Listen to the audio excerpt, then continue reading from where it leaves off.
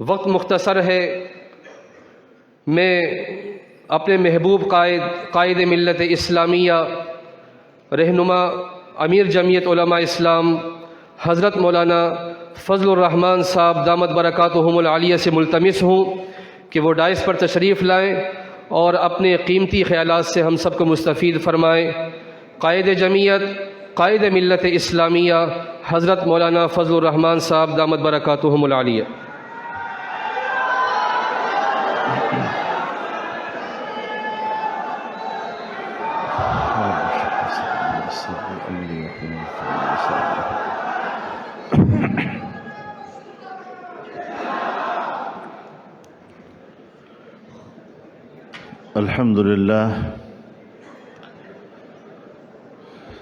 الحمد لله وكفى وسلام على عباده الذين اصطفى لا سيما على سيد الرسل وخاتم الأنبياء وعلى آله وصحبه ومن بهديه مهتدى. أما بعد فأعوذ بالله من الشيطان الرجيم. بسم الله الرحمن الرحيم. هو الذي أرسل رسوله بالهدى ودين الحق ليظهره على الدين كله وكفى بالله شهيدا. صدق الله العظيم.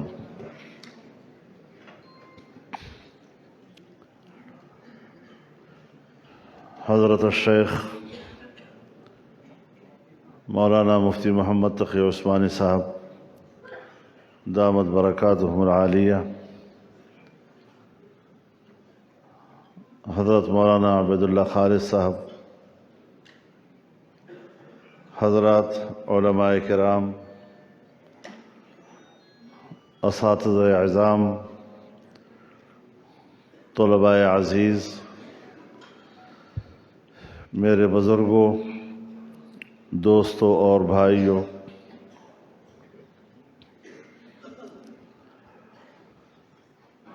بہت بڑی سعادت ہے ہم سب کے لیے، اور میں ذاتی طور پر خود کو خوش قسمت سمجھتا ہوں کہ جامعہ فاروقیہ کے اس مبارک اجتماع میں اور انتہائی خوشگوار اور خوشبودار ماحول میں آپ کی خدمت میں حاضر ہو رہا ہوں۔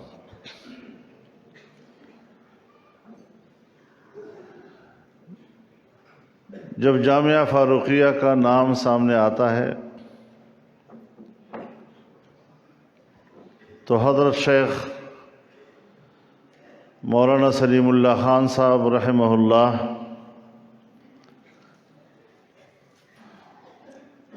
اس کا تذکرہ اس جامعہ کے ساتھ لازم ہوا کرتا ہے، اس سے جدا نہیں ہو سکتا۔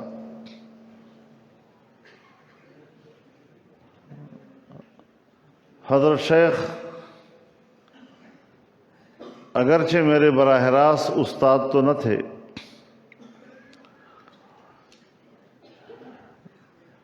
لیکن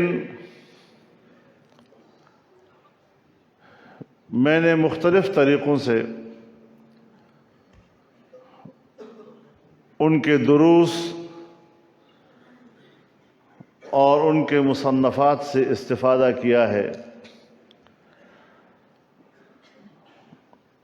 اور میں خود کو ان کے شاگردوں کی فہرست میں ایک ادنا شاگرد تصور کرتا ہوں۔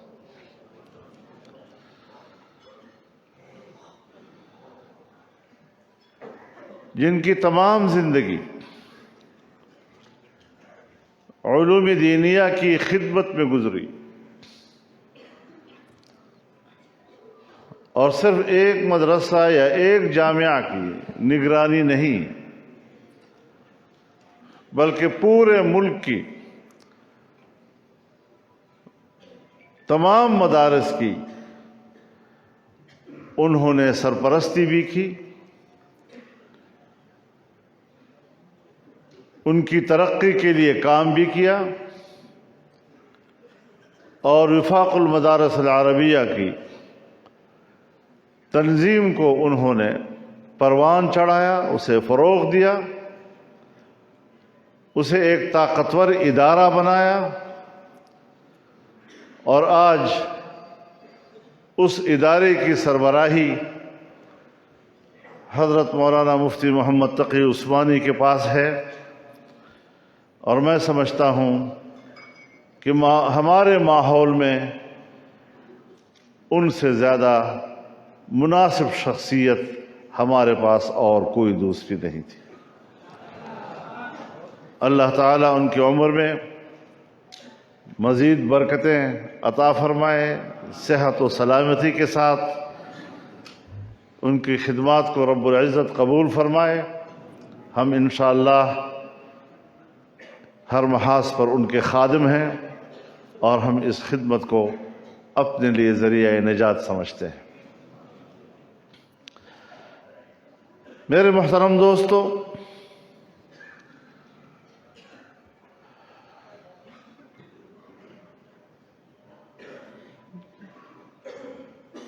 اللہ تعالی اپنے دین کی حفاظت کی ذمہ داری خود لے چکا ہے۔ اس سے پہلے انبیاء آئے،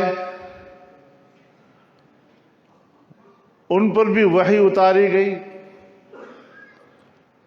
صحائف اتارے گئے،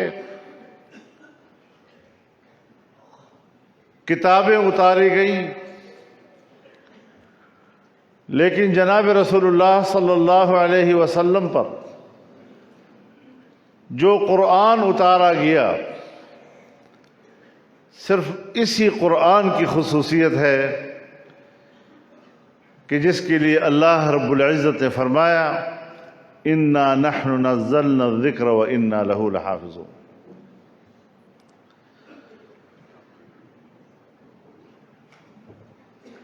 انگریز استعمار نے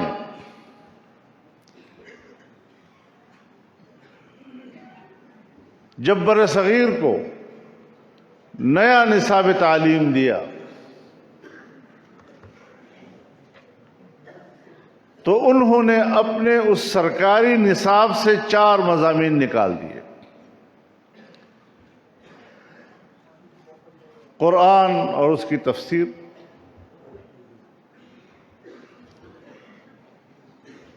حدیث کی تعلیم،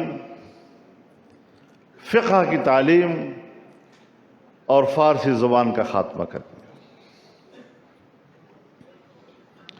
فارسی بر صغیر کی سرکاری زبان ہوا کرتی تھی،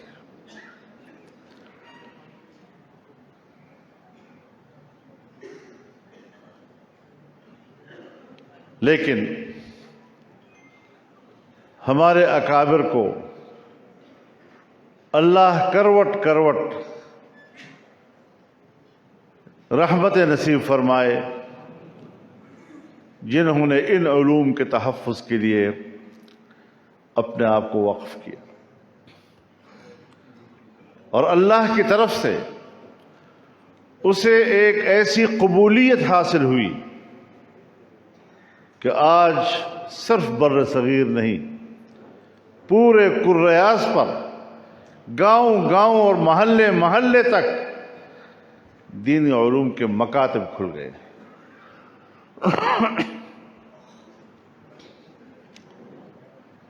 اس سال وفاق المدارس العربیہ کے زیر انتظام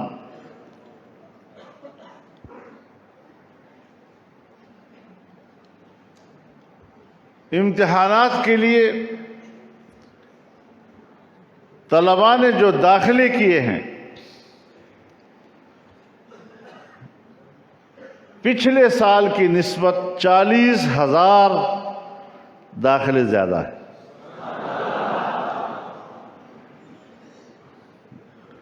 یہ ختم کرتے جائیں، اللہ بڑھاتا جائے گا، کیا مقابلہ کر سکتے ہیں۔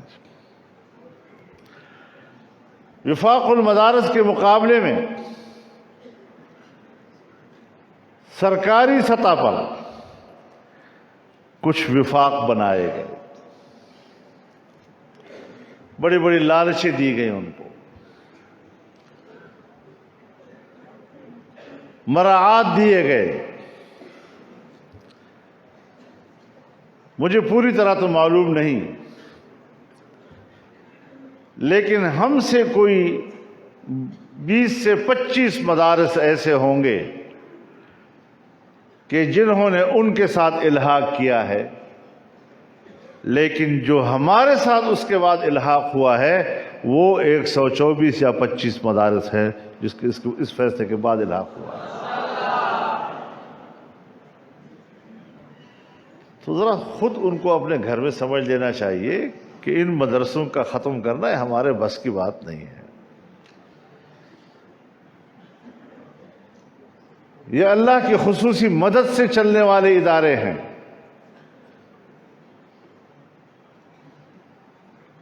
تو خود کو بھی پریشان رکھتے ہو اور اپنی آخرت کو بھی خراب کر رہے ہو۔ تو ہم تو نصیحت ہی کر سکتے ہیں ان کو کہ ان ارادوں سے باز آ جاؤ، اس مدرسے کو ختم کرنا تمہارے بس کا روگ نہیں ہے، اور اگر مدرسے کا طالب امریکہ کو شکست دے سکتا ہے تو یہ ہمارے والے کیا گاجر مولی ہے کہ وہ ان مدرسوں کو ختم کریں گے۔ اپنا خاتمہ کروا دو گے، زیادہ کوئی گھمنڈ میں مت رہو۔ اب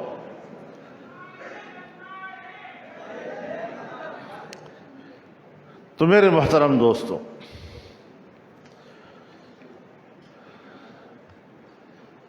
اللہ رب العزت نے ایک کامل اور مکمل دین ہمیں عطا کیا ہے، اور رب العزت نے خود اس کا اعلان فرمایا، الیوم اکملت لکم دینکم، آج میں نے تمہارا دین تمہارے لیے مکمل کر دیا ہے۔ یعنی پورا نظام زندگی، اس حوالے سے تمام تر تعلیمات، اخلاقیات، عبادات، معاملات، معاشرت، معیشت، ہر طرح کی رہنمائی اللہ رب العزت نے انسان کی مکمل کر دی۔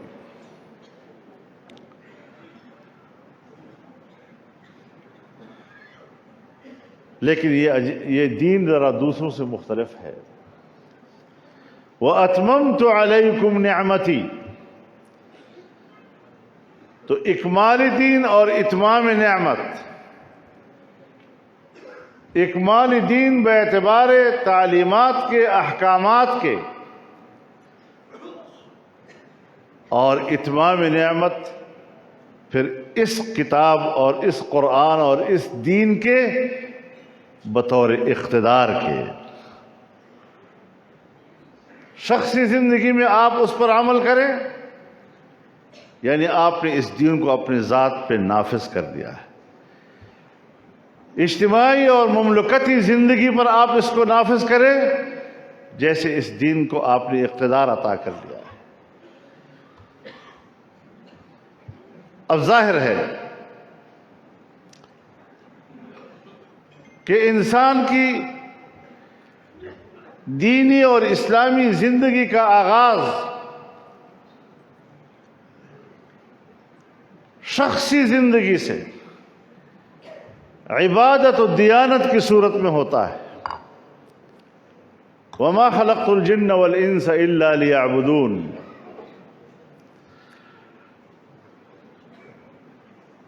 اور عبادت و دیانت کے لیے ذرا تنہائی بھی چاہیے، اس کے لیے پرسکون ماحول چاہیے۔ ماحول میں پراگندگی ہو تو نہ عبادت کا مزہ، نہ ذکر و اذکار کا مزہ۔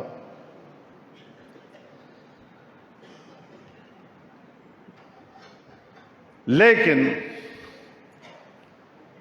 اسلام کا مزاج پھر رہبانیت کا بھی نہیں ہے۔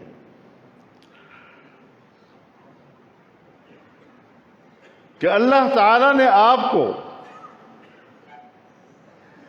جو عبادت کی توفیق عطا کی، آپ کے دل کو اللہ نے دیانت سے بھر دیا، اور آپ تنہائی میں جا کر اس اللہ کے ساتھ رابطہ اور رشتہ قائم کرتے ہیں،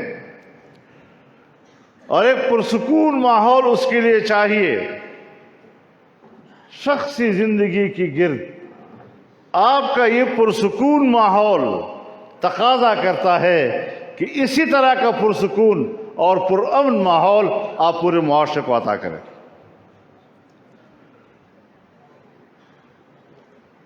تب جا کر پھر دین اسلام کے مزاج سامنے آ سکتا ہے، اس کو اقتدار میں لائیں، مملکتی زندگی میں لائیں۔ والذین ان مکناہم فی الارض اقاموا الصلاۃ وآتوا الزکاۃ وامروا بالمعروف ونہوا عن المنکر۔ یہ جو ہم لوگ امر بالمعروف اور نہی عن المنکر کی باتیں جس طرح پبلک کو سمجھاتے ہیں، اس کے لیے تو شریعت نے یا وعظ کا لفظ استعمال کیا ہے، یا نصیحت کا لفظ استعمال کیا ہے، یا دعوت کا لفظ استعمال کیا ہے۔ جب لفظ امر آئے گا معروف کے لیے، اور جب لفظ نہیں آئے گا منکر کے لیے، تو پھر اس کے پیچھے قوت کا ہونا بھی ضروری ہے، اور قوت اس کا اقتدار ہے۔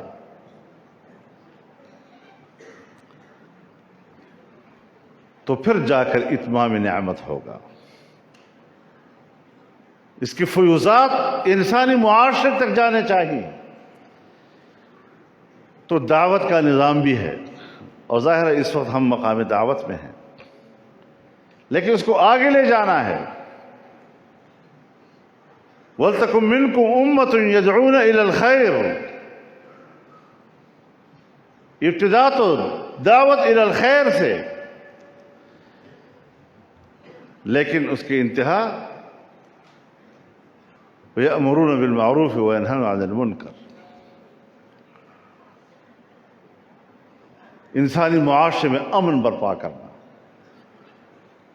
اور جب ہم امن کی بات کرتے ہیں تو اس کا معنی یہ ہے کہ انسانی حقوق کا تحفظ، جان سے متعلق حقوق، مال سے متعلق حقوق، عزت و آبرو سے متعلق حقوق، اور پوری دنیا میں جو قانون سازی ہوتی ہے وہ ان تین چیزوں کے گرد گھومتی ہے۔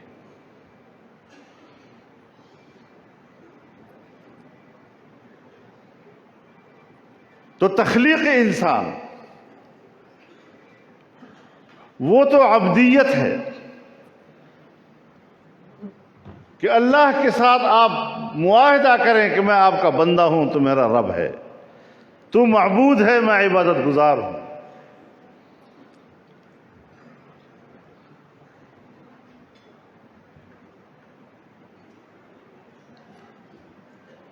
اور پھر اس کے بعد جب آپ اس معیار پر پورا اتر جائیں تو پھر یہ کرائیٹیریا بنتا ہے خلافت کے لیے۔ روئے زمین پر اللہ کا خلیفہ وہی شخص بن سکتا ہے جس کے اندر بندگی ہو، جس کے اندر عبادت ہو۔ اب یہ مقاصد، اتنے عظیم الشان مقاصد، ان علوم کے پیچھے ان کو ہم نے کیوں چھپایا ہوا ہے؟ تاریخ اسلام کو پڑھیں آپ، تو یہ جو اس وقت آپ کی زندگی ہے یہ تحصیل علم کی،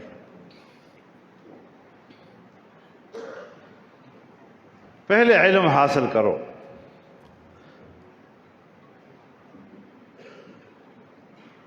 علم کے لیے بھی یکسوئی چاہیے۔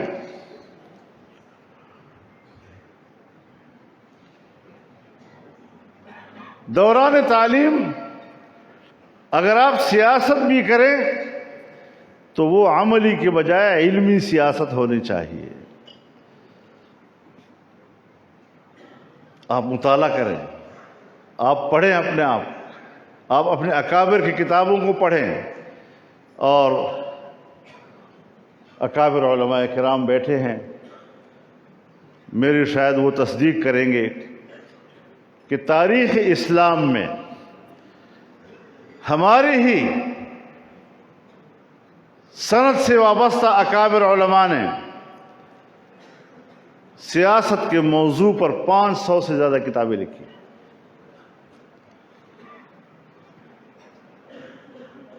لیکن ہمارے مدارس میں سب سے زیادہ زور وہ کتاب الطہارت پر ہوتا ہے. ششماہی تک ہم کتاب الطہارت ہی پڑھنے سے مشکل سے نکلتے ہیں.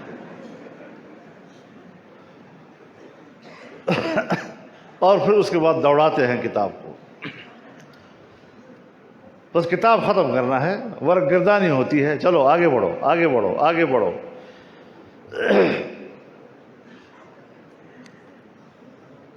اس کی بھی اصلاح کی ضرورت ہے.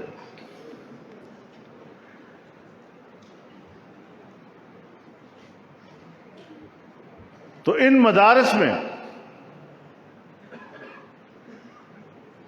جو علوم آپ کو دیے جا رہے ہیں، ایک علم ہے تعلیم اور ایک ہے تربیت. جس طرح کا علم آپ نے حاصل کیا، اسی انداز سے اپنی زندگی کو بھی اس پہ مرتب کرنا ہوتا ہے.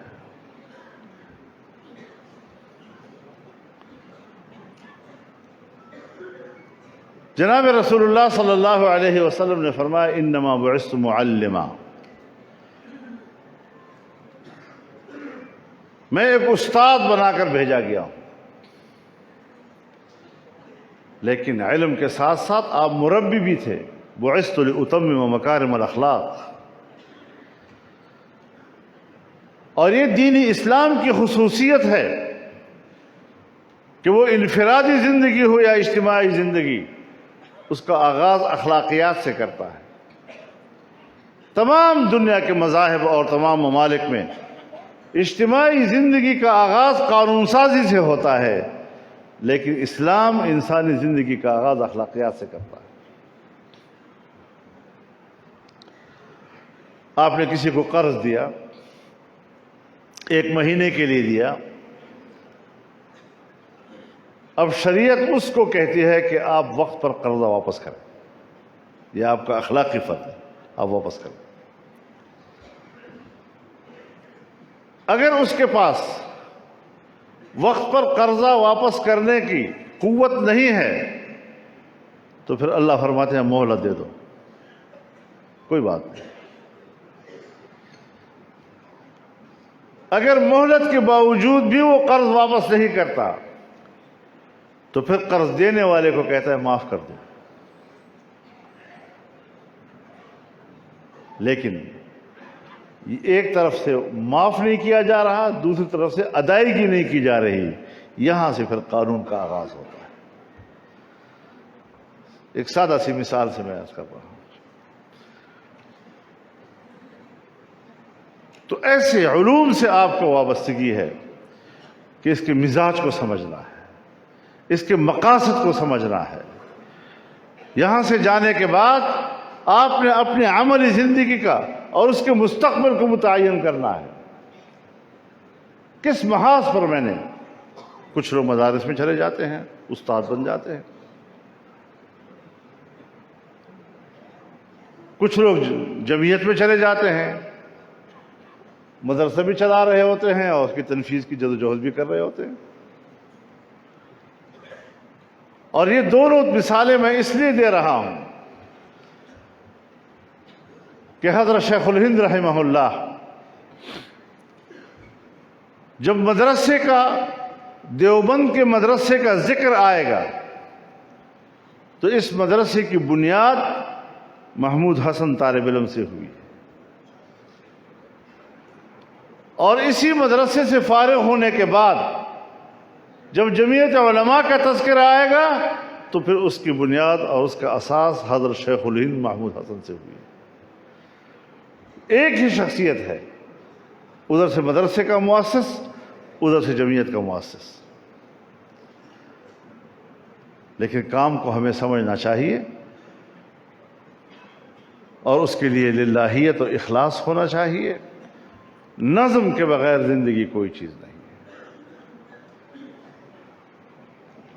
علیکم بالجماعت والاطاعہ.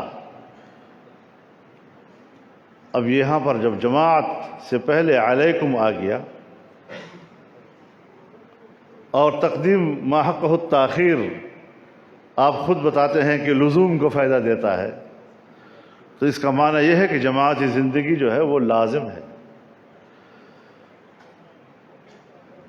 لیکن اس جماعت کی پیروی کرنا لازم ہے کہ جس کا منشور قرآن و سنت کی بنیاد پر ہو. اگر اس کا منشور حق ہے تو اس جماعت سے وابستہ ہونا واجب ہے، اور اگر اس کا منشور باطل ہے تو اس سے لا تعلق ہونا واجب ہے.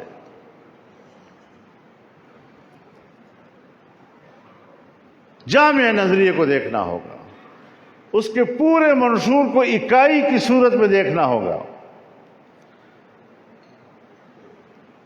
پھر جماعت ہے، فیصلے کرتی ہے، اور حق پر ہوتے ہوئے بھی کسی وقتی مسئلے پر یا کسی جزوی مسئلے پر وہ اجتہادی طور پر غلط فیصلہ بھی کر سکتی ہے. لیکن اگر اس کا جامع نظریہ حق پر ہے اور کسی وقت کسی وقتی یا جزوی مسئلے میں اس نے اپنا فیصلہ اجتہادی طور پر غلط دیا، یہ ایک جزوی غلطی اس جماعت سے لا تعلق ہونے کا جواز فراہم نہیں کرتی. اور باطل نظریات کی جماعت کبھی کسی وقت ایک وقتی مسئلے میں یا جزوی مسئلے میں صحیح فیصلہ دے سکتی ہے، لیکن جامع نظریہ باطل ہو تو ایک جزوی مسئلے کے اوپر یا وقتی مسئلے کے اوپر اس کا صحیح فیصلہ اس جماعت سے وابستہ ہونے کا جواز فراہم نہیں کر سکتی. اس کی مثال ایسی ہی ہے جیسے گھنا درخت ہے، سایہ دار، ایک شاخ چھوٹی سی وہ خشک ہو گئی ہے. ایک چھوٹی سی شاخ کا خشک ہونا آپ کو اس درخت کے سائے سے بے نیاز نہیں کر سکتا. پھر بھی مسافر نے اس درخت کے نیچے بیٹھ کر ذرا سستانا بھی ہے اور اس کی ٹھنڈ کو ذرا استعمال بھی کرنا ہے. اور ایک درخت ہے جس کا کوئی ایک چھوٹا سا شاخ ہرا ہے اور باقی سارا جھڑ چکا ہے، خشک. تو ایک چھوٹے سے ہرے شاخ والا درخت جو سورج کی تپش کو نہیں روکتا، کوئی بیوقوف ہوگا جو اس کے سائے میں کھڑا ہوگا اس لیے کہ اس کا ایک شاخ ہرا ہے؟ تو اس اعتبار سے ہمیں اپنی زندگی کو تربیت دینی ہوگی. کس طرح ہم نے نظریات کے حوالے سے جماعت کا ساتھ دینا ہے، اور پھر کس طرح ہم نے اس کے روزمرہ کے فیصلوں کے حوالے سے اس کی اطاعت کرنی ہے. علیکم بالجماعہ والاطاعہ. تو اللہ رب العزت نے ہمیں مدارس کے یہ ماحول جو عطا کیا ہے، جو روحانی ماحول ہے، جو خوشگوار اور خوشبودار ماحول ہے. اور میں تو آپ کے سامنے ایسا آدمی کھڑا ہوں جو اچھا بھلا مدرسے کا آدمی، فارغ التحصیل ہوا تو اچھا بھلا میں نے درس تدریس شروع کی، لیکن جس میدان میں چلا گیا ہوں اس میدان کی فسق و فجور کی بدبو میں سانس لینا بھی مشکل ہوتا ہے. لیکن اس میدان کو بھی خالی نہیں رکھنا چاہیے، وہاں بھی لڑنا ہے. موتی اگر آپ اس کی تلاش میں ہیں تو بعض دفعہ اگر وہ گندگی میں پڑی ہو تو آپ کو گندگی عبور کر کے بھی اس موتی کو حاصل کرنا ہوتا. تو اس مقصد کے لیے مختلف میدانوں میں جانا پڑتا ہے، مختلف محاذوں پہ بات کرتے ہوئے ہمارے اکابر و اسلاف کا عمل ہے. اس محاذ پر کام کرتے ہوئے نہ ہم ان کے تقوی پہ اعتراض کر سکتے ہیں، نہ ہم ان کی دیانت پر کوئی سوال اٹھا سکتے ہیں. ایک مکمل اعتماد کے ساتھ ہم سمجھتے ہیں ہمارے اکابر انہوں نے جس محاذ پر کام کیا وہ ہمارے لیے مشعرہ ہے. اللہ رب العزت ہمارے ان مدارس کی حفاظت فرمائے اور دینی علوم سے اللہ تعالیٰ اس کو مالا مال کرے. جو طلباء یہاں آتے ہیں اللہ کرے کہ وہ فیضیاب ہو کر یہاں سے جائیں اور معاشرے کے کام کے لوگ بن جائیں.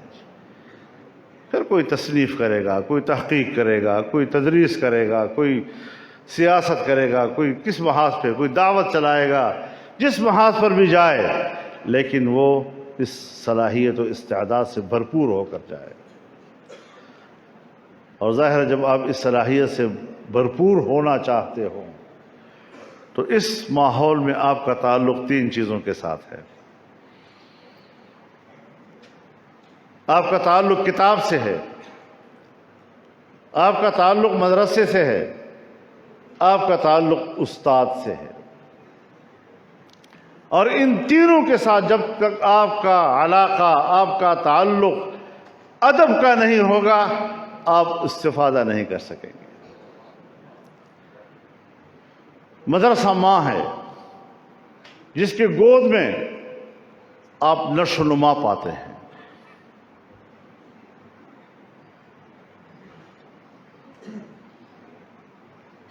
استاد وہ باپ ہے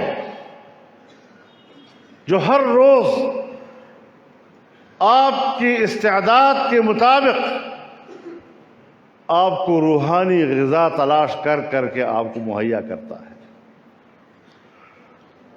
اور کتاب یہ آپ کی غذا کا ذخیرہ ہے، ذخیرہ جہاں سے آپ کا استاد چن چن کر صبح آپ کے حوالے، آپ کو غذا حوالے کرتا ہے. اس کی قدر کرنی ہے. تینوں کے ساتھ تعلق ادب کا رکھنا ہے، احترام کا رکھنا ہے. پھر انشاءاللہ اس کی برکات و فیوزات بھی بڑھیں گی اور اللہ تعالیٰ اپنی مرضی کا کام بھی لے گا. اللہ تعالیٰ ہمیں سب کو اس کا قابل بنائے اور ہماری کوتاہیوں کو اللہ تعالیٰ معاف فرما دے. وآخر دعوانا ان الحمدللہ.